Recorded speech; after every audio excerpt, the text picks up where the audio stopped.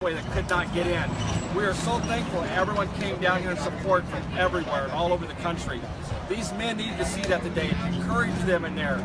They were extremely grateful. You could tell it on their faces. They were smiles today by saying that.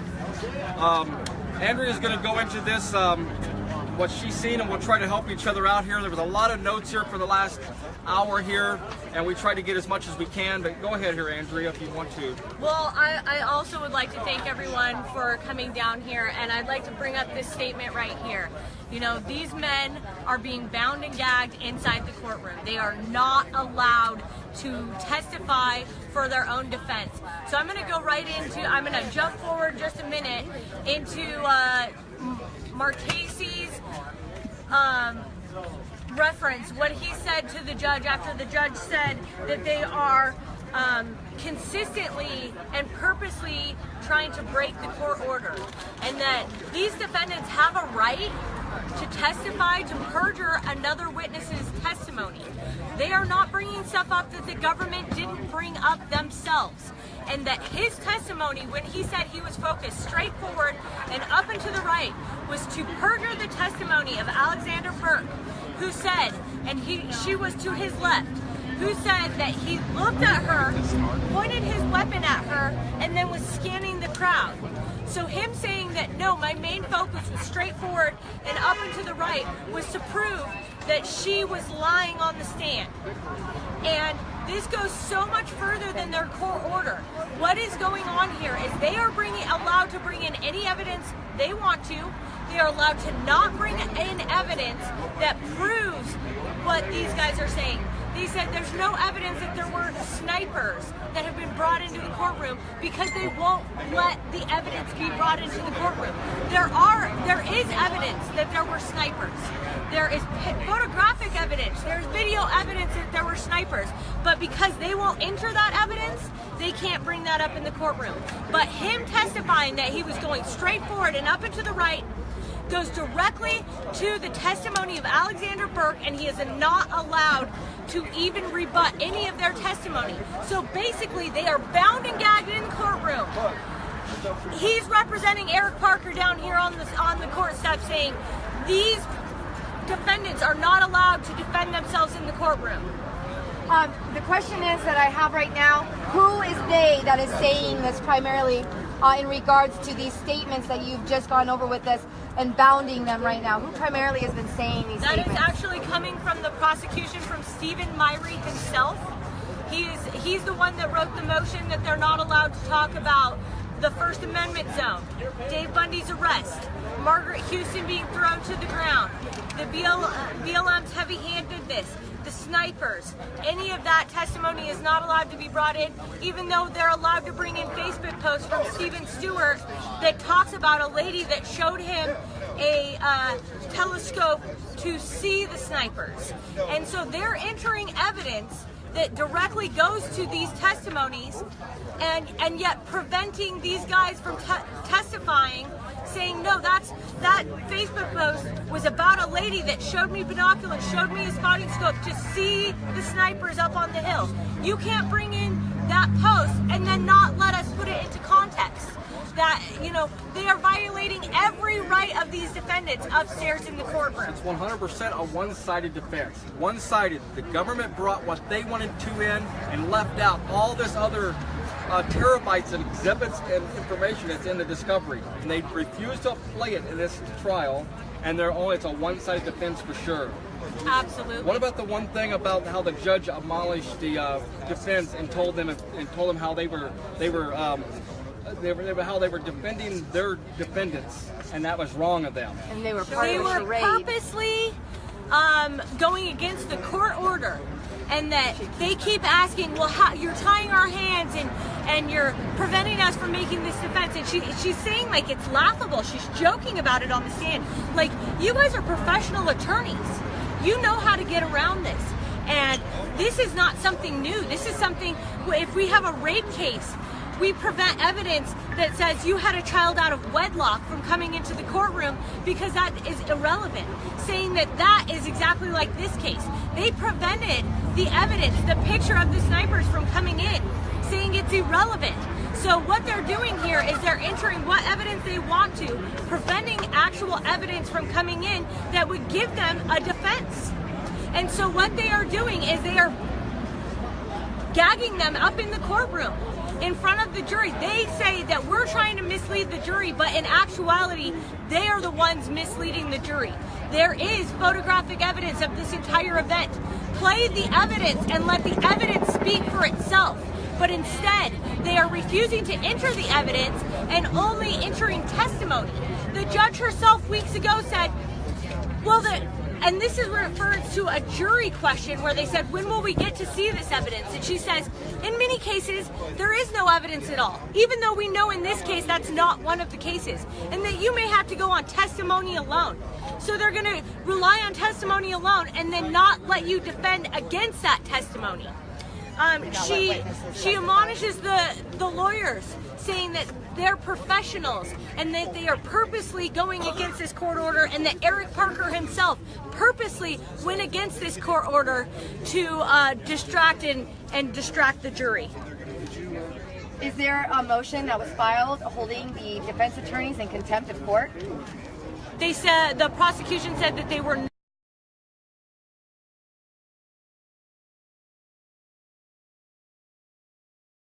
just proffer it, so that's just the judge and the prosecution, and have things approved before it's allowed to go in front of the jury, so that the jury is not allowed to see the sham that happened with Eric Parker. We have not been able to see the jury and their response to this yet.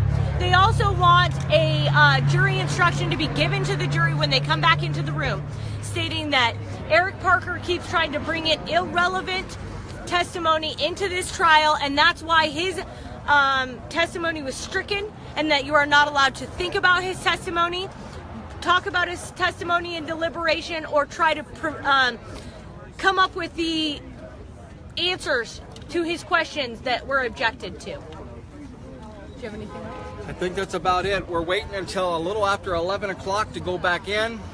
We've got too many people to fit in the courtroom all at once, so we're having to rotate to let everyone in there. Again, we appreciate everyone that's came out here today. It's for these defendants, and it's also to testify against what's happening in this court. Was there, before you go though, was there anything that the judge said from the bench in regards that was untruthful in regards to the evidence being presented, and then how she accused them of cherry picking that information and some sort of government conspiracy, and that they were joining some sort of charade, the attorneys themselves? That's exactly what the judge, I know, and I didn't write all that down because it was happening so fast, but the judge accused the defendants' lawyers of joining into a conspiracy to conspire against the government, that the government was bringing they're accusing the government of conspiracy pretty much, and that she was telling them that she was disappointed in them at their conduct of how they were vigorously protecting their defendants unjustly. I have some quotes on that. She actually said, you guys keep saying in the courtroom, shouldn't the jury have a right to know? You keep, she said, this is a showboat. Your defendant continues to make a mockery of this court order. Once again, she's bringing up court order in the courtroom. This is why this judge is biased. She is so biased because she takes it personally about the court order and the fact that these BLM agents weren't allowed to finalize that court order, and now they have a court order against them up in the courtroom, and she is saying that Eric Parker is making a mockery of this court order by trying to defend himself. He's not allowed to say why he went. One of the only questions that he fully got out in his testimony is, did you go because of cattle? And he said no, and that was one of the only questions that weren't objected to during his testimony. What is happening inside this courtroom is atrocity. All of our amendments are on trial here, and they are being obliterated. If this isn't important enough to you now, you are going to realize how important once it is too late. Would either of you say that the judge was almost defending herself in the way that she was presenting her words and admonishments, almost in a defense of herself for her own misconduct and actions last week? Not that she's admitting to it. Well, she definitely defended herself, went all the way back to the beginning of the trial, saying how she gave these orders, that the lawyers should have gave these written orders to the defendants. Accusing them of misperceiving her orders? Yep, accusing them. Justifying her Yep, actions. she justified it, and she was also justifying the government's right to what they were doing the whole time here. It's all she spent the whole morning doing so far. Pretty much. And she did not want to bring them jurors in. The jurors were supposed to be in at 9 o'clock this morning. That's what they were told. And she has kept them out of the courtroom so far all morning this morning, over and over again, trying to give the defendants an hour of time to do something. They said, we don't need an hour of time. We're ready to proceed, Your Honor. And she finally got her way and gave an hour of time to the defendants and all of them to talk before they bring them back in. We may not even get the jurors in at all this morning. I can't thank you guys for the additional questions. I was going to say, you know, we've got Eric Parker out here today, bound and gagged, not allowed to give his defense. Will we have Scott Drexler out here today by the end of the day, bound and gagged, not allowed to give his own defense? That's what's going on in this courtroom. You are not allowed to testify in your defense. You're not allowed to speak of the reasons you came, of your state of mind, of your motives. So we have one today. Are we going to have two by the end of the day? I can't thank everyone enough for being here. Last trial we never filled the courtroom to where people were not allowed to come in. Today we have such a long line that we're trying to rotate and get everyone who's come all the way down here into this courtroom. And I can guarantee you that I will be out here during deliberation every day wearing a shirt just like this, that Eric Parker not allowed to testify in his own defense, because this is important. And we do have some media down here, and I hope that they are getting the word out as well. We need more. Call the media stations. Tell them to get down here. If you're at home and you can't be here, call up all of these organizations and tell them they need to be putting this on the air. What is happening down here affects every American. We live in America. Every person, every citizen in this country deserves a fair trial. That's afforded in our Constitution. Everyone should be. It don't matter if you're a murderer, rapist, or who. You should get a fair trial, and you should get jurors of your peers. These guys here, they stood up for other people's rights. They should get a fair trial, and they're being denied when other people like murderers and rapists get a fair trial, and they're not. Absolutely. How can they prevent us from calling witnesses? They called for the prosecution last time. I mean, there's so many things that are going on here that just aren't right, and it's being swept under the rug because the mainstream media won't get down here, won't report. That's why all of us, we the people media, are the only ones getting this out there, and we are preaching to the choir. We need to bring in the people that don't know what's going on here. We need to create an outrage in this country, because if it's happening here today, it could be you tomorrow. Exactly. I think you were asked here, what explanation did Judge Navarro give for not allowing the witnesses to go before the jury, and also, It's a self-defense type thing. You cannot defend yourself if it's victims or law enforcement. She said the victims here are law enforcement, and they cannot defend themselves against this. She said that the previous testimonies from the other witnesses were not relevant. Dennis Michael Lynch and all his video footage is not relevant, even though it was relevant for them in the first case.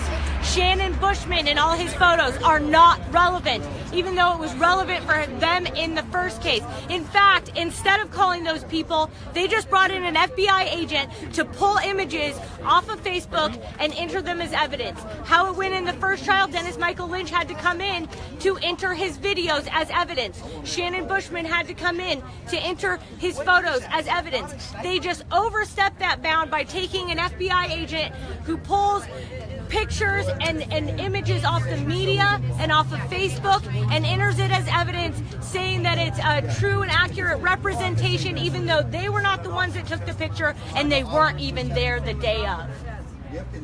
And the evidence is not being, the same evidence that was entered into this trial from the government, correct?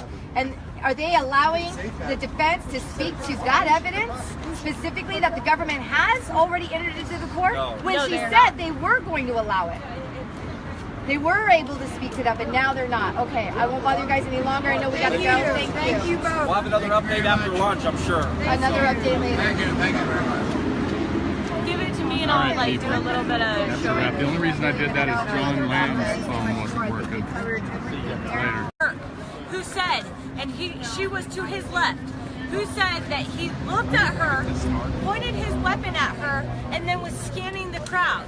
So him saying that, no, my main focus was straight forward and up and to the right, was to prove that she was lying on the stand or order, and that these defendants have a right to testify, to perjure another witness's testimony. They are not bringing stuff up that the government didn't bring up themselves.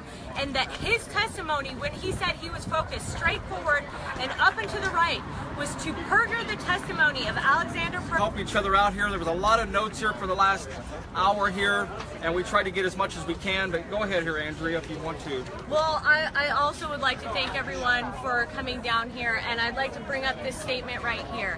You know, these men are being bound and gagged inside the courtroom. They are not allowed to testify for their own defense. So I'm going to go right into, I'm going to jump forward just a minute into Marchese's reference, what he said to the judge after the judge said that they are consistently and purposely trying to break the court. That could not get in. We are so thankful everyone came down here in support from everywhere and all over the country. These men needed to see that today. Encourage them in there. They were extremely grateful. You could tell it on their faces. They were smiles today by saying that.